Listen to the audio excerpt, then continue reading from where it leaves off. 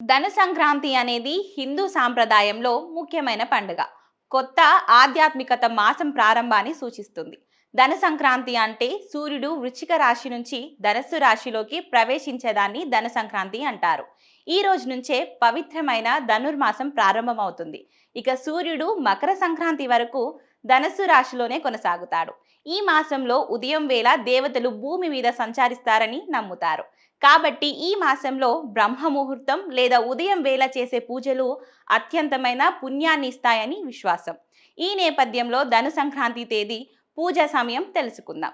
December 16వ తేదీ మంగళవారం ఉదయం 4:24 గంటలకి సూర్యుడు వృశ్చిక రాశి నుంచి ధనస్సు రాశిలోకి ప్రవేశిస్తాడు.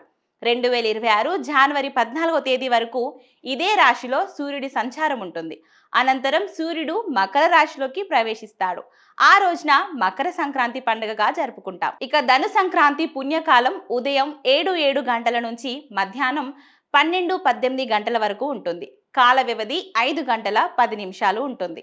ఈ రోజున ధను సంక్రాంతి మహాపుణ్యకాలం విషయానికొస్తే ఉదయం 7 గంటల నుంచి 8:51 గంటల వరకు ఉంటుంది. ఈ ధనుర్మాసంలో శ్రీ మహావిష్ణువును, శ్రీకృష్ణుడిని పూజించడం చాలా విశిష్టమైనది. ఈ మాసంలో భక్తులు ప్రతిరోజు సూర్యోదయానికి ముందే స్నానం ఆచరించి ఇంటిని శుభ్రం చేసి శ్రీకృష్ణుడిని తులసి ఆకులతో పూజిస్తారు.